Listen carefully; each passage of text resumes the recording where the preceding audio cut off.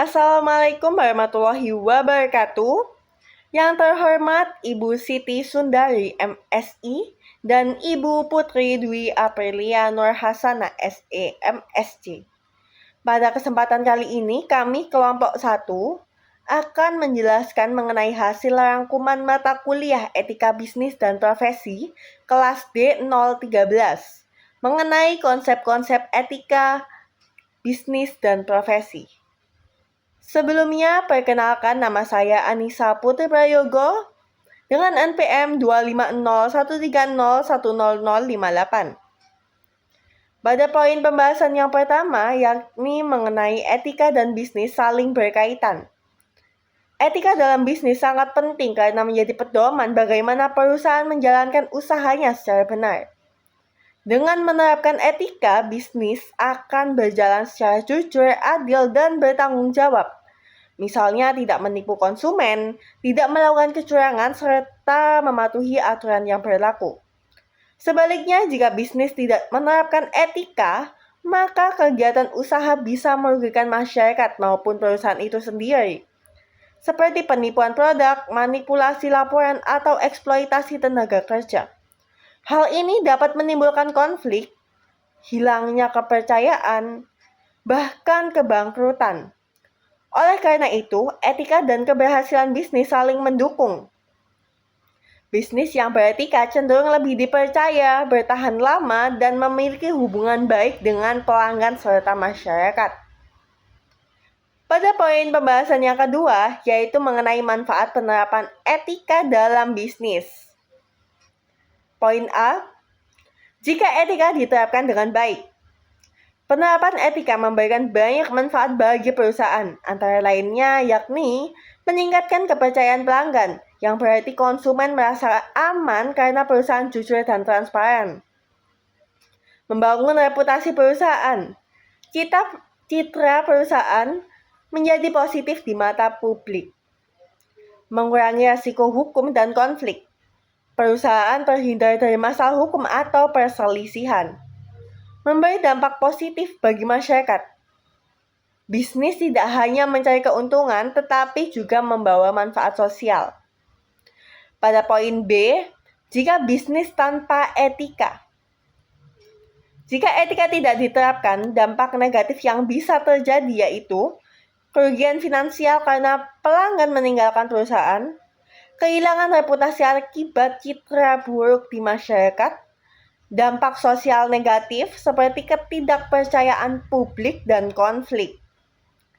Pada pembahasan selanjutnya akan dibahas oleh rekan saya. Dipersilahkan. Saya Nola Hadiatun Nabila dengan NPM akhir 013. Di sini saya akan menjelaskan terkait perspektif etika bisnis. Dalam etika bisnis terdapat dua perspektif. Yang pertama yaitu instrumental dan yang kedua adalah filosofikal. Perspektif instrumental itu di mana etika dipandang sebagai alat untuk mendukung kesuksesan bisnis. Jadi perusahaan menerapkan etika karena etika dapat membantu perusahaan mencapai tujuan bisnis. Contohnya seperti meningkatkan keuntungan, membangun reputasi yang baik, dan mendapatkan kepercayaan pelanggan.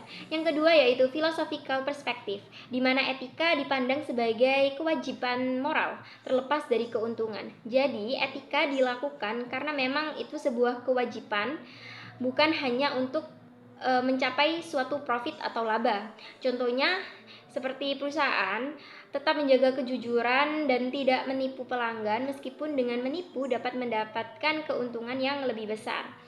Pada slide selanjutnya ada konsep etika profesi.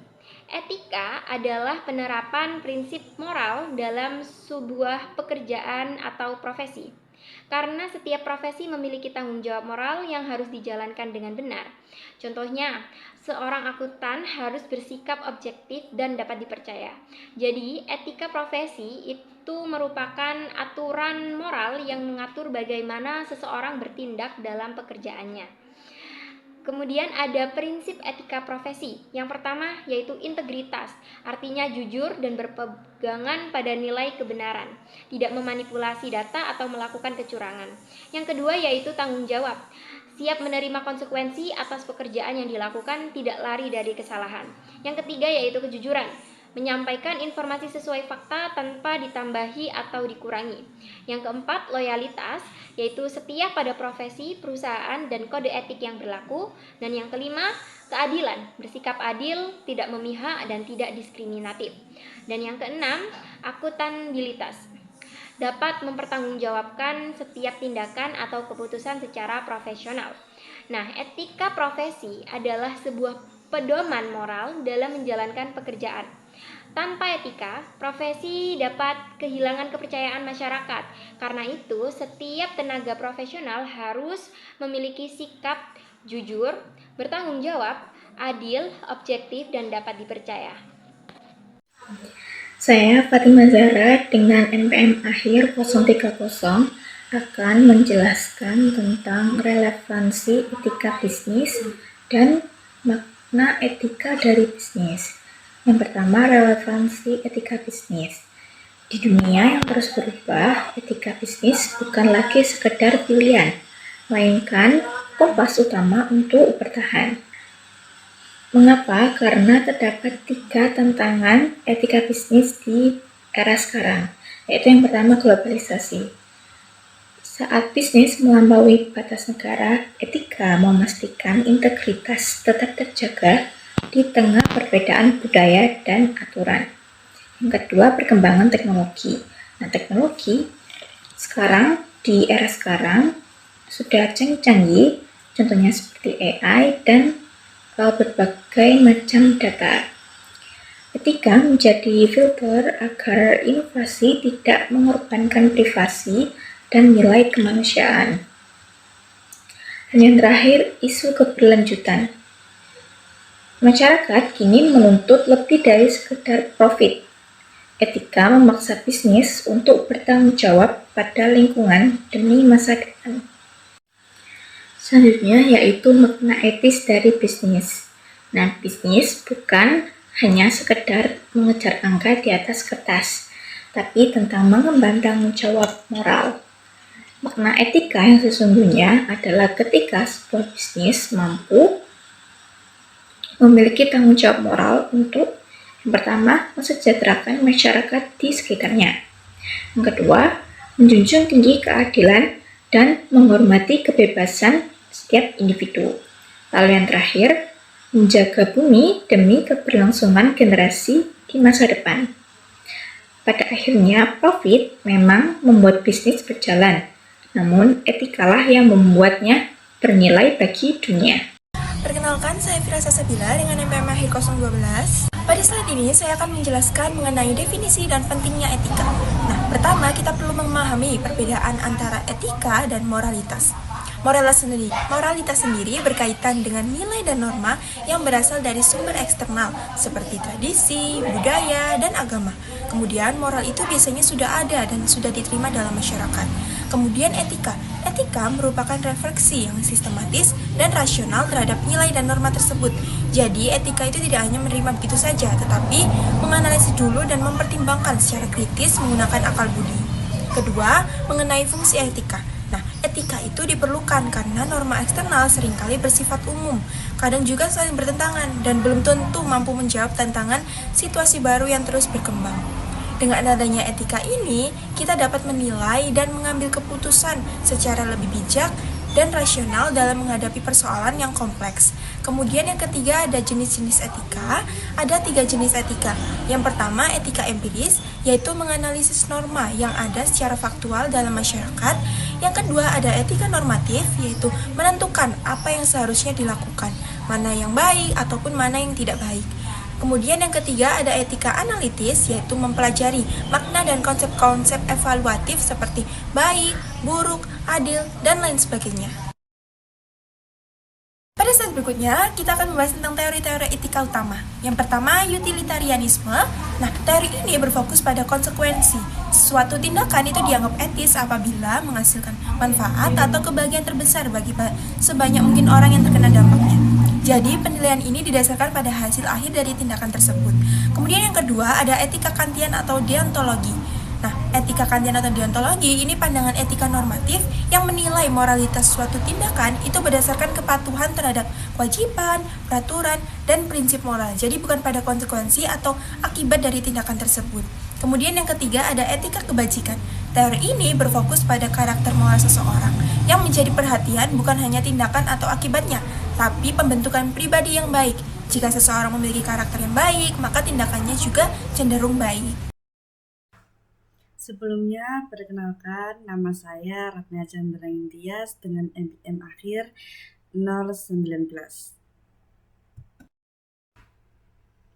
Teori etika tambahan. Di sini tuh ada 3 teori. Yang pertama itu ada etika kepedulian. Nah, etika ini tuh menekankan pentingnya hubungan interpersonal, empati, dan juga tanggung jawab.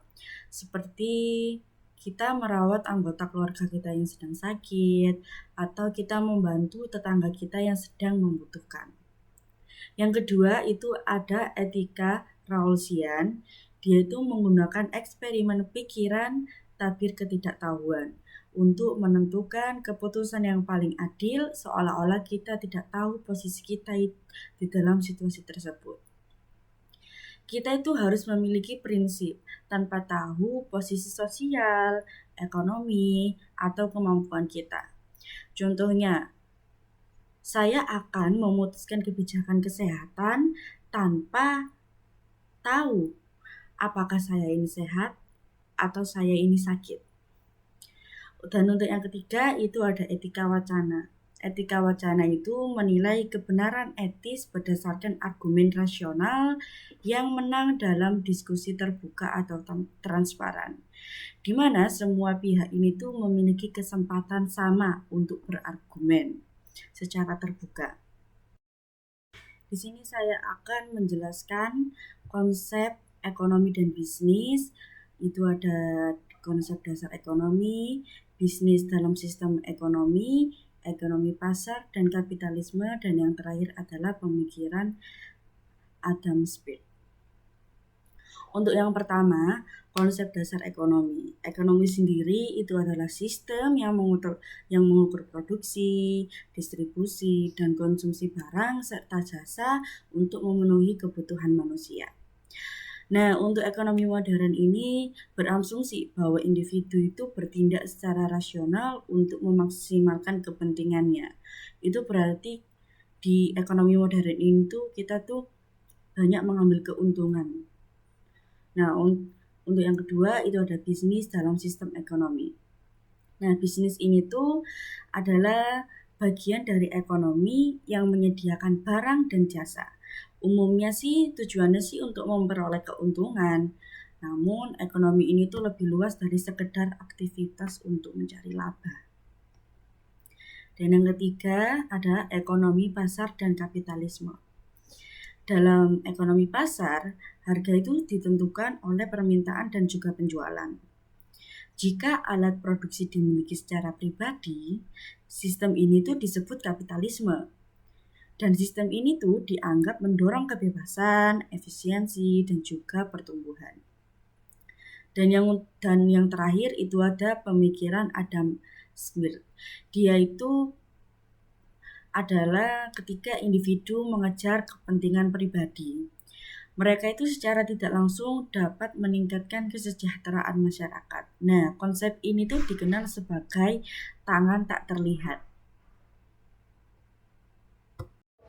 Perkenalkan, nama saya Raisya Sabita Ramadhani dengan NPM 25013010050. Dan di sini saya akan menjelaskan mengenai konsep dari ekonomi dan bisnis. Yaitu yang pertama ada mengenai efisiensi dan batasan dari pasar. Pasar yang kompetitif sering dianggap sebagai mekanisme terbaik dalam mengalokasikan sumber daya. Dalam kondisi ideal, pasar mampu mencapai efisiensi Pareto, yaitu situasi di mana kesejahteraan salah satu pihak tidak dapat ditingkatkan tanpa mengorbankan pihak lain. Namun, penting untuk dipahami bahwa efisiensi tidak selalu berarti keadilan. Suatu pasar bisa sangat efisien secara ekonomi, tetapi tetap menghasilkan kesenjangan sosial yang besar. Selanjutnya ada kegagalan pasar. Dalam Praktiknya, pasar tidak selalu berjalan sempurna. Terdapat kondisi tertentu di mana mekanisme pasar gagal mencapai hasil yang optimal, yang dikenal sebagai kegagalan pasar. Beberapa bentuk kegagalan pasar antara lain, yang pertama ada barang publik yang menimbulkan masalah free rider, di mana individu menikmati manfaat tanpa ikut menanggung biaya, dan eksternalitas seperti pencemaran lingkungan, di mana aktivitas ekonomi merugikan pihak lain tanpa kompensasi. Dalam situasi seperti ini, campur tangan pemerintah melalui regulasi seringkali diperlukan untuk melindungi kepentingan publik. Dan landasan etika dari kapitalisme. Secara etis, sistem kapitalisme dibangun di atas beberapa prinsip utama, yaitu 1. Kebebasan individu dalam menentukan pilihan ekonomi. 2. Hak milik pribadi atas sumber daya dan hasil produksi. 3. Pertukaran sukarela antara pihak-pihak yang saling diuntungkan. 4. Kompetisi yang mendorong inovasi dan efisiensi. Prinsip-prinsip ini menjadikan kapitalisme menjadi sistem yang menekankan kebebasan dan tanggung jawab individu. Kritik terhadap kapitalisme. Meskipun memiliki dasar normatif yang kuat, kapitalisme ini tak luput dari kritik etis, antara lain adanya ketimpangan distribusi kekayaan yang dapat memperlebar jurang sosial. Yang kedua, ada eksploitasi tenaga kerja, terutama dalam kondisi lemahnya perlindungan pekerja. 3. Ada eksternalitas negatif seperti kerusakan lingkungan. 4. Ada reduksionisme nilai, yaitu kecenderungan menilai segala sesuatu hanya dari sisi ekonomi. Kritik-kritik ini menunjukkan bahwa kapitalisme perlu disertai pengawasan, regulasi, dan nilai etika agar tetap berpihak pada kesejahteraan bersama. Saya Rici Setiawati dengan NPM 250-130-137 akan menjelaskan mengenai pergeseran norma dalam ekonomi pada abad ke-21 dan konsepsi mengenai etika dan bisnis. Etika bisnis menjadi semakin penting dalam menjaga reputasi dan daya saing perusahaan Indonesia di pasar global. Nah, di sini itu ada beberapa pembahasan mengenai pergeseran norma etika dalam ekonomi pada abad ke-21. Pergeseran ini itu dipicu oleh dari yang pertama, dari shareholder ke stakeholder, kemudian yang kedua, tanggung jawab sosial perusahaan atau CSR, yang ketiga, keberlanjutan, dan yang terakhir, keempat, transparansi dan akuntabilitas. Selanjutnya, konsepsi ekonomi bisnis. Ekonomi bisnis itu berfokus pada cara perusahaan mengelola sumber daya, membuat keputusan investasi, menghadapi persaingan pasar, dan beradaptasi dengan perubahan ekonomi. Nah, di sini ekonomi bisnis itu memiliki beberapa karakteristik khas yang membedakannya dari aspek-aspek ekonomi lainnya, seperti tujuan profit, persaingan pasar, penawaran permintaan, manajemen sumber daya, siklus bisnis, dan lain-lain. Nah, jadi dari pembahasan yang telah kami bahas bersama mengenai konsep-konsep etika bisnis dan profesi, dapat disimpulkan bahwa etika dan bisnis itu memang saling berkaitan. Oleh karena itu, kita harus mempelajari etika dan bisnis karena sangat berguna untuk menjamin keberlangsungan usaha secara jangka panjang dan dengan tetap menjaga nilai-nilai moral yang baik. Sekian presentasi dari kami, terima kasih atas perhatiannya. Wassalamualaikum warahmatullahi wabarakatuh.